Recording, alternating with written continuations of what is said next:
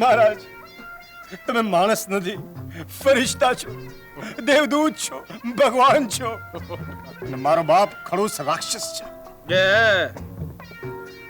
મહારાજ, તમને શું કહું, તમારો અને મારા બાપનો ચહેરો એક જેવો છે, પણ સ્વભાવમાં જમીન આસમાનનો ફરક છે. ક્યાં ખડૂસ અને ક્યાં તમે સૌમ્ય.